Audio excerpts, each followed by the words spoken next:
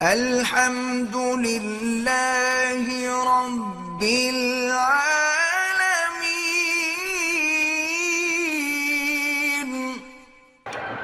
وہ تو ایک بزرگوں نے مثال لکھی ہے کہ اپنی بیوی کو مارو بھی نہیں، لیکن شریعت میں اجازت بھی ہے مارنے کی۔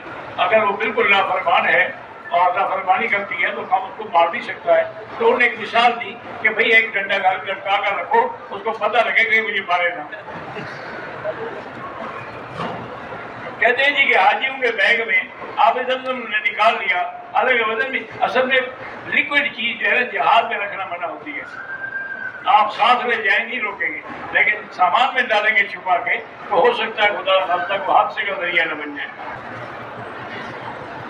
میں سری نگر کشمیر سے ہوں۔ اللہ پاک مسلمانوں کی، سری نگر کے مسلمانوں کی، کشمیر کے مسلمانوں کی اور تمام ہندوستان کے مسلمانوں کی حفاظت کرنا۔ باقی یہ ہے کہ کوئی دیوبندی ہے، یہ تو جگہ کی وجہ سے ہے۔ مکے والے مکی کہلاتے ہیں، مدینے والے مدنی کہلاتے ہیں، طائف والے طائفی کہلاتے ہیں، پاکستان والے یہ کوئی دھڑے نہیں ہوتے۔ میں نے سیدہ عائشہ کی مسجد سے عمرہ کیا، لیکن بند چپل پہنے ہوئے تھے۔ پھر آیا خیال صبح کتنی دیر پہنے ہوئے ہوں، مسجد ایسے آدھے گھنٹے میں تو آپ آگے ہوں گے۔ بہت سارے لوگ جو ہے حرم کے دروازوں کو چوم رہے ہوتے ہیں، بالکل ناجائز۔ اصل میں وہ بھی کیا کریں، قبریں چومنے کی عادت ہے یہاں، ان کو قبر تو کوئی ملتی نہیں، تو دروازہ ہی صحیح۔ وہی ویسے کہتے یہی ہے کہ زقوم جو ہے وہ چوہر کا درخت ہے، لیکن اللہ عالم وہ قیامت کا زقوم الگ ہوگا، دنیا کا الگ ہوگا۔ کہتا ہے جی میری بیوی جو ہے حاملہ ہے، چیک اپ کیا تو ڈاکٹر کہتے ہیں کہ بچہ معذور پیدا ہوگا، اس لیے ایسا حمل گرا دینا چاہیے۔ تو بہرحال 2-3 دیانتدار ایمان والے ڈاکٹروں سے رائے لیں، سب کی رائے ہو تو پھر ادھر یعنی اسقاط کرا سکتے ہیں، ایک کی رائے پہ عمل نہ کریں۔ ہم حرم میں کام کرتے ہیں، ہم نے حج کیا، بنا کے پاس ہماری رہائش ہے، پہلے دن ہم نے رمی کی، پھر رہائش پہ آ گئے، پھر جا کے ٹھیک ہے رمی کرتے ہیں، ٹھیک ہو گیا۔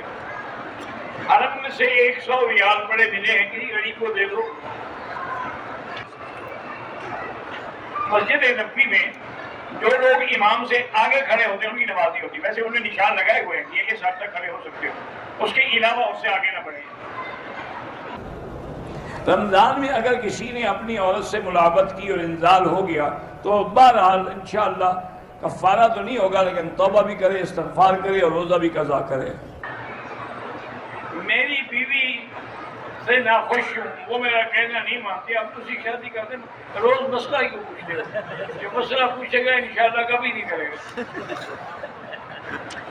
جیسے کرنا ہوتا ہے وہ پوچھنا نہیں ہے، دریا میں چلا کے لگا دو بس۔